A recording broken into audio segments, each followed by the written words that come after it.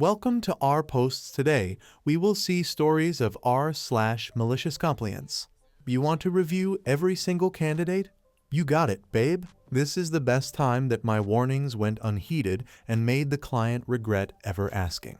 I worked in recruitment for 9 years, and a few years back I had a new client hiring manager, and she didn't like abiding by the rules set up for the recruitment team. For one thing, we review the applicants, interview the best qualified candidates, and then submitted them to the hiring manager for consideration. Well, this hiring manager couldn't understand why we only sent over 3 candidates in a week honestly. She's lucky as some positions did not garner that many applicants. I explained that we submit 3 candidates for every one position available. This ensures that the hiring manager's time was considered when scheduling next step interviews. This wasn't just a standard I set, it was approved by her company's tab bosses, and frankly was standard at another place I used to work as well. Hiring manager, that is absurd.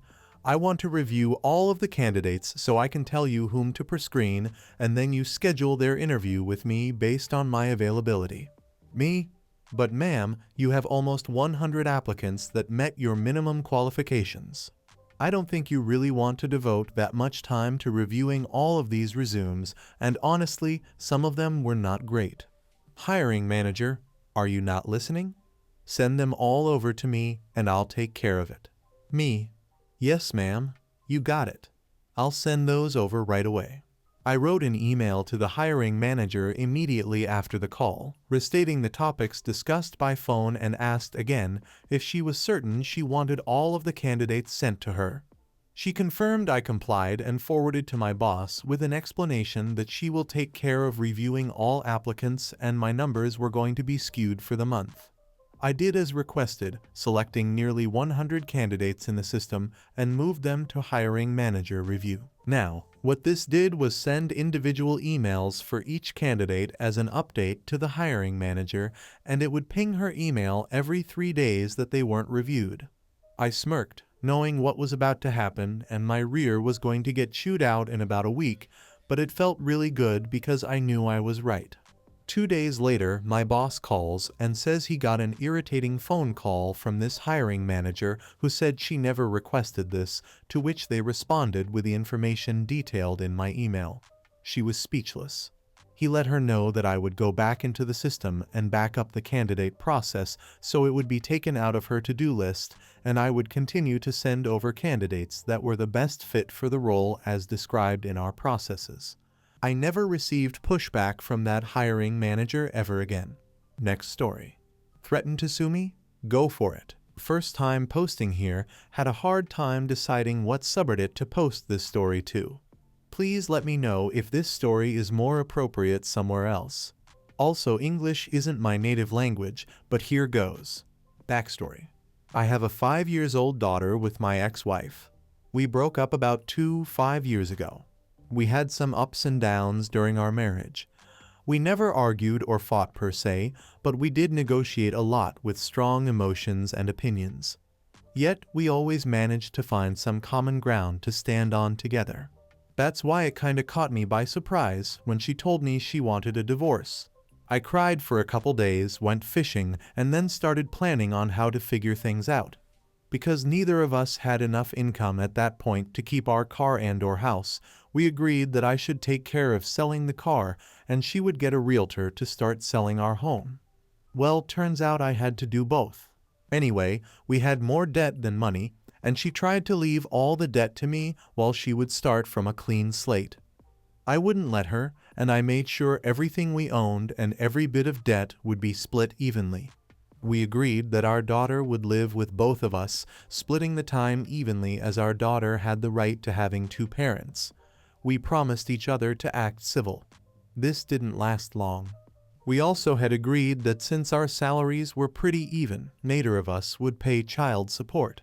We also agreed that she would take care of buying most of the clothes etc. for our kid, since she would get the child benefit about €100 a month here in Finland paid by the government to support raising offspring.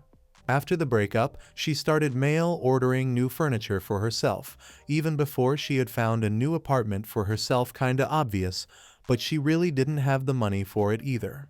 2 weeks later, she moved out. A week later, I heard from our kid that she had a new man. I didn't really care, just raised some eyebrows. She would often call in sick to her work, usually BS reasons, and when her boss gave some feedback, she didn't fix her attitude, but instead she just quit. She applied to a school and got in. After about 2 months, she quit the school too and started demanding me to pay child support. We got a professional to weigh in and agreed that I still wouldn't pay a dime to her because she herself had caused her income to collapse. As a goodwill act, I offered to pay for our daughter's insurance. I thought the matter was settled, but then she got pregnant for her new man a few months after our breakup. After our divorce was final, there is a 6 months reconsideration time before the judge calls it. She married her new man. These things empowered her into demanding for money again and again and again. So now that you know what kind of person we're dealing with. The case. Last fall, she yet again demanded money to support our kid.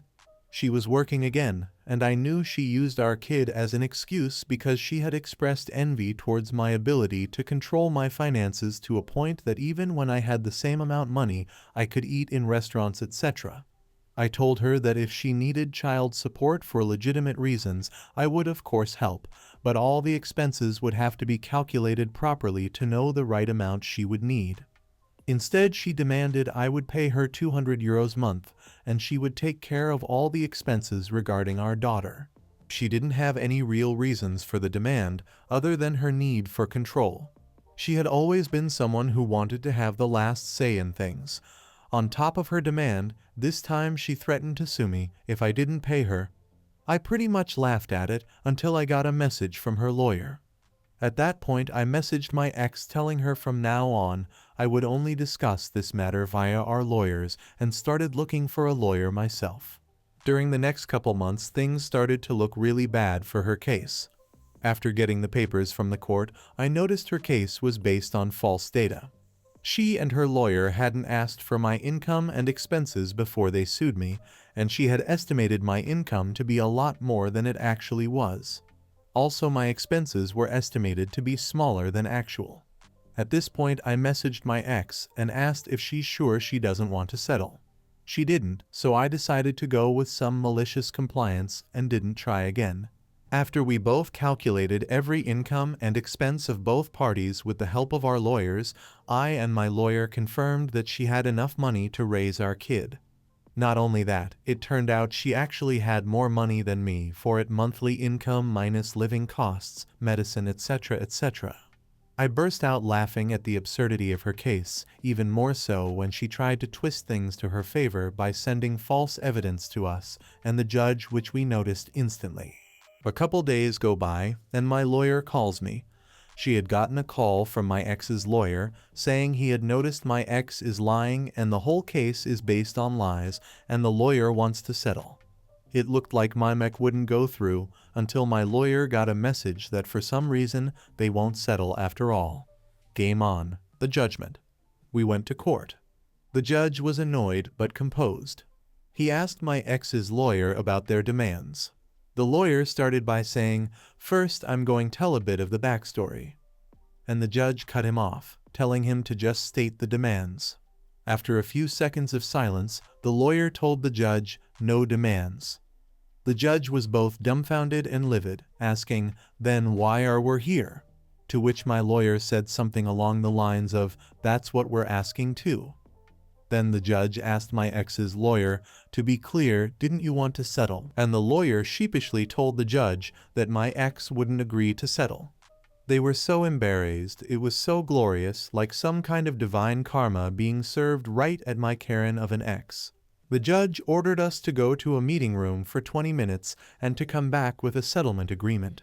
Because she had more money, we negotiated that she would pay for our kids' hobbies, insurance, etc. to compensate for the difference. The judge verified it, and my party left the courtroom very happy. My ex, on the other hand, was balancing between being angry and embarrassed. The fallout. A couple weeks ago, my ex demanded that we would make changes to the schedule on how our kid would swap homes. I declined, saying we have an agreement. She threatened to sue me, to which I just reminded her about the last time she wanted to get what she wants by suing me, asking if she really wants to do it again. She got mad and I just ignored it. About a week ago, she sent me a message saying that she had a fight with her husband. Police were called because she attacked him and she wanted a divorce. The police had to inform Child Protective Services since there were kids present, mine included. Basically, her whole life has gone down the drain. 2 kids to different fathers, 2 divorces before she has even turned 30, a lot of debt and expenses, and looks like our kid will be spending the majority of her time at my place, which is what our kid has wanted for the past 2-ish years. Next story. Don't touch anything electrical if you're not an electrician. Let me preface this by saying I'm not sure how malicious this is, but it sure was funny. Years back, I used to work on the melt deck at a foundry in the area. It was a union job, so everyone had their own roles to do. I was in melting, and one of our jobs was to melt the iron for another department to pour into the molds.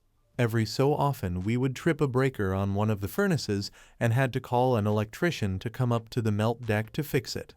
The panels for the furnaces opened up, and the electricians would just flip a switch, and it'd be fixed. The problem was, sometimes it would take 20+ minutes for an electrician to show up and fix it. Waiting a few minutes wasn't much of a big deal, but when it would over 30 minutes, it would start cutting into our pay since we got paid based on tonnage melted, and when we couldn't melt iron, no money. Eventually, our ATF assistant to the foreman got sick of it and would open the panel and flip the switch himself so we could keep going. The electricians found out what we were doing and had a meltdown, no pun intended, and told us we weren't allowed to do that and not to touch anything electrical if we weren't an electrician. Some words were had, and we agreed, only for the electricians to go right back to taking forever responding to our calls. Everyone on the melt deck decided that anything electrical was out of our pay grade. We then proceeded to call electricians up to the melt deck to plug in and unplug our phone chargers, stating, "It's electrical, I can't touch it." Of course, we wouldn't tell them that over the radio, just that we need an electrician on the melt deck for an electrical issue. They didn't find it as funny as we did, and eventually we all agreed to stop calling them for our phones, and their response time significantly improved. Next story. Charges need to be pressed and compensated paid. I was reminded of this story after the recent passing of a former work colleague, Jean. Jean was a keen cyclist in her 60s who used to cycle during her lunch hour. One lunch hour, while cycling down the main street of our town, a car door opened and Jean struck the door. She fell onto the ground, sustaining minor injuries. The driver leaped from the car and started abusing Jean for minor damage to her car door.